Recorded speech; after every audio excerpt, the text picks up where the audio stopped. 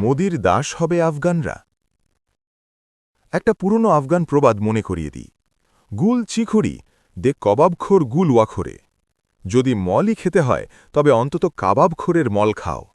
যদি তারা কাবাবখোর আমেরিকার মল না খেয়ে থাকে তবে কি তারা ডালখোর মোদির মল খাবে?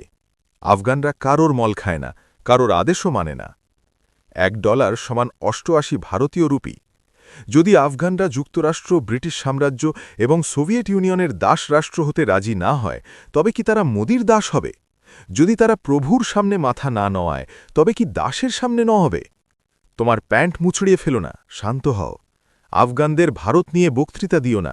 আমরাই তো ভারত জয় করেছিলাম এবং সেই ভূমিগুলো শাসন করেছি। আজ আফগানিস্তান একটি স্বাধীন সার্বভৌম দেশ, যার নিজস্ব পররাষ্ট্র নীতি আছে। এটা কখনো কারো সামনে মাথা নোয়াবে না, কারো দাসও হবে না।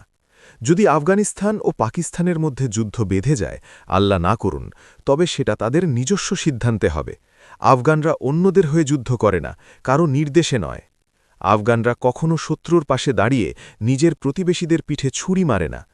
কূটনৈতিক এবং বাণিজ্যিক চুক্তির ব্যাপারে সেটা সব দেশের সঙ্গেই হবে, এমনকি যুক্তরাষ্ট্রের সঙ্গেও। আফগানিস্তান কারও বিরুদ্ধে ষড়যন্ত্র করছে না। আর ভারতের মুসলমানদের ব্যাপারে, তারা আমাদের ভাই, আর এই ভ্রাতৃত্ব সীমান্তের গণ্ডি পেরায়। রাজনীতি এবং দূরত্ব আমাদের আলাদা করতে পারে না।